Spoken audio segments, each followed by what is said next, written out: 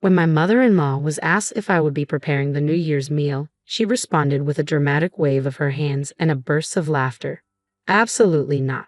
That's impossible. My daughter-in-law can't cook to save her life, she exclaimed, proudly calling me the hopeless housewife who couldn't even manage a New Year's feast. She declared herself the sole authority in the kitchen.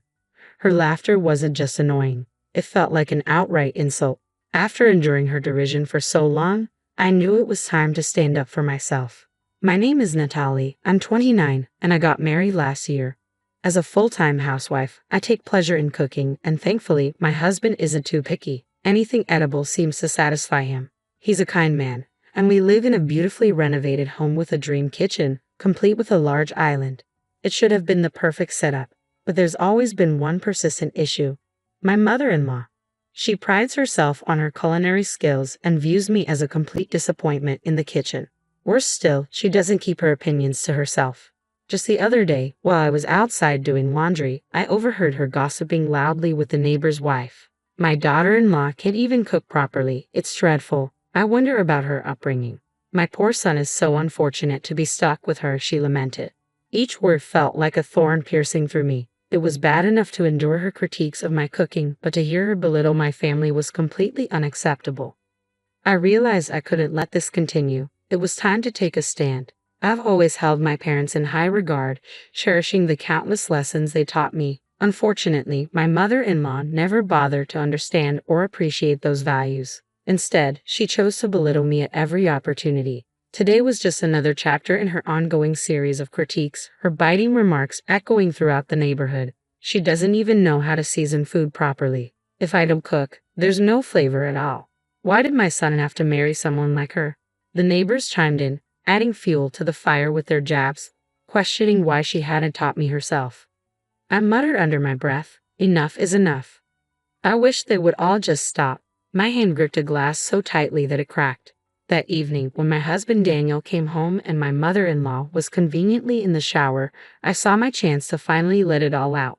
Can't you do something about your mother? I pleaded with Daniel as I helped him out of his jacket. She's going around the neighborhood every day, making me out to be some hopeless cook. I opened up about my mother-in-law's relentless behavior, feeling it was necessary.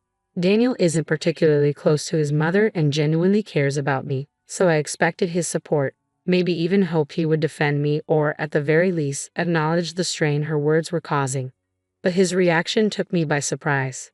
Well, Mom has always been very particular about cooking, he said, scratching his head, looking genuinely troubled. The word particular hung in the air, so light yet laden with accusation. I almost fired back with a comment about her overpowering seasoning but held back, staring at him in disbelief, wondering if he truly understood the impact of his mother's words.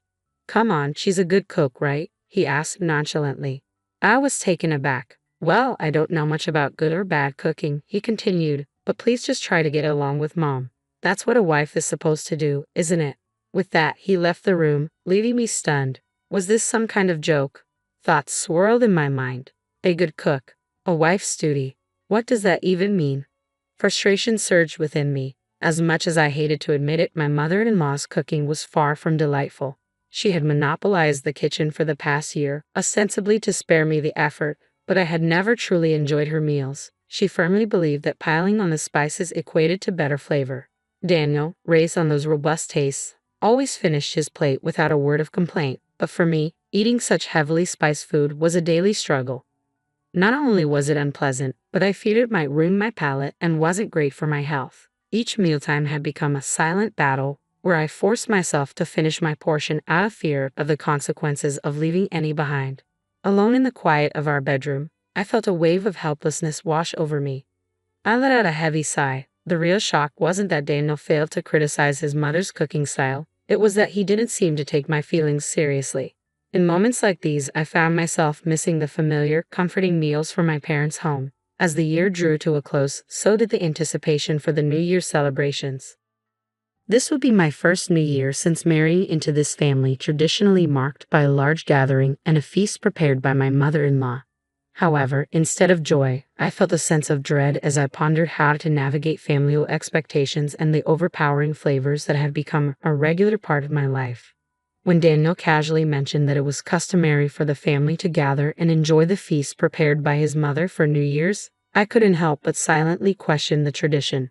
Outwardly, I managed only a half-hearted "oh." It seemed the relatives who eagerly attended each year had grown to love her cooking, or perhaps they had simply become accustomed to it. Despite feeling a twinge of sympathy for them, I couldn't shake the slight dread creeping in.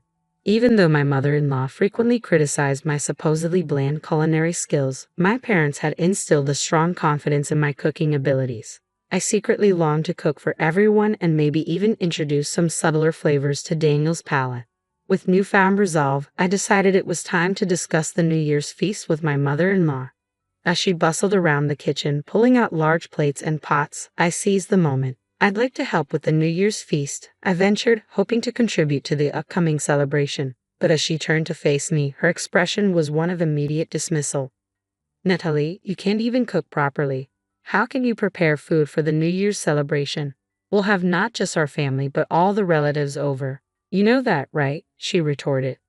"But I'm part of this family now. It's my duty as a wife to contribute," I insisted, determination rising within me. I argued, my voice laced with desperation, but she simply shook her head. "Do you want to create an awkward atmosphere for the new year? Everyone comes expecting my cooking. We can't disappoint them. Please, if you understand, don't interfere." Frustration bubbled within me as I watched her dismiss my offer, turning back to her preparations. When New Year's Day arrived, the house quickly filled with about 20 relatives, more than I had anticipated, many of whom I hadn't seen since the wedding. As each guest arrived, I greeted them warmly, ushering them into the spacious dining room that had once overwhelmed me when I first moved in. The unusually large room buzzed with energy, perfectly suited for such gatherings. Meanwhile, my mother-in-law was already deep in conversation with the arriving relatives, taking center stage in the kitchen and being the heart of the celebration. During the festive preparations, a relative curiously asked, "By the way, is Natalie preparing the feast this year?" My mother-in-law waved her hands dismissively and laughed. "That's impossible. My daughter-in-law can't cook at all. She's a hopeless housewife who can't even manage a New Year's feast. I handle all the cooking around here," she declared. Her laughter sounded harsh and unwelcoming. It was not a light-hearted joke, but a pointed insult directed at me. At that moment, I reached my breaking point. "Mother-in-law, please let me prepare the New Year's feast this time. If it doesn't turn out well, you can always make a palate-cleansing dish," I suggested, breaking the tense silence that ensued. After a brief pause, the room began to buzz with whispers from the relatives. "Well, I certainly don't want a disappointing meal, but they say practice makes perfect, right?"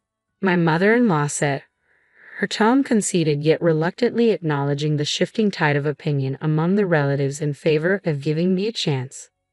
"All right, fine. If it doesn't work out, Freda can step in," she added.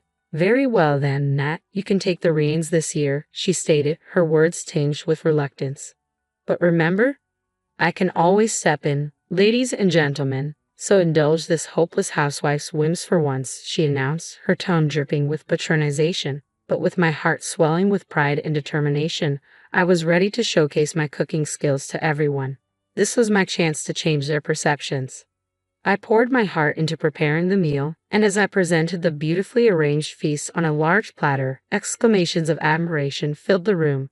"Wow, the meal turned out perfectly. It looks delicious. Well done, Natalie. This isn't something just anyone could pull off," they praised enthusiastically. Amidst their compliments, my mother-in-law, who had just returned from shopping for her so-called palate-cleansing dish, glanced at my spread. "It looks all right, I suppose, but it's probably bland," she remarked, emphasizing the word probably and clearly reluctant to acknowledge my success. Ignoring her comments, I focused on distributing paper plates and forks to the relatives, encouraging them to enjoy the meal. Meanwhile, my mother-in-law hurried back into the kitchen to prepare what she deemed necessary, keeping a watchful eye on us as if expecting to intervene at any moment. The relatives tentatively began sampling the dishes I had prepared. As I watched the guests sample the dishes, a murmur of approval began to build. My mother-in-law, not one to miss an opportunity, chuckled with apparent satisfaction and announced loudly, "See? I told you this is why she's the incompetent daughter-in-law."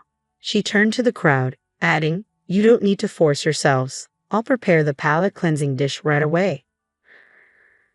tone dripped with triumph, as if she expected to salvage what she assumed would be a culinary disaster. However, her satisfaction was quickly overshadowed by the sounds of genuine delight coming from the dining room. "This is the first time I've tasted New Year's food this delicious. It's like something from a fancy hotel. Natalie, where did you learn to cook like this?" exclaimed one of the relatives, their praise electrifying the atmosphere. Amidst the lively crowd, my mother-in-law stood momentarily stunned into silence by the unexpected approval. With everyone's attention now on me and none on her, I felt a surge of confidence. It was the perfect moment to reveal my background. "I grew up in a family that is deeply passionate about food," I began, my voice steady and clear. "My family owns a renowned French restaurant celebrated for its authentic cuisine and even recognized in the Michelin Guide. My father is the fifth generation overseeing culinary operations, and my mother, from a long lineage of chefs, supports him wholeheartedly. From a young age, I absorbed the art of cooking by observing my parents, honing my skills as they expertly crafted every dish. By the time when I was in upper elementary school, I earnestly learned the art of cooking from my parents. Although my brother is poised to inherit the restaurant, the culinary knowledge they passed down remains a deep source of pride for me." This revelation shifted the atmosphere in the room, further cementing my newfound respect among the relatives and leaving my mother-in-law to contemplate the unexpected turn of events.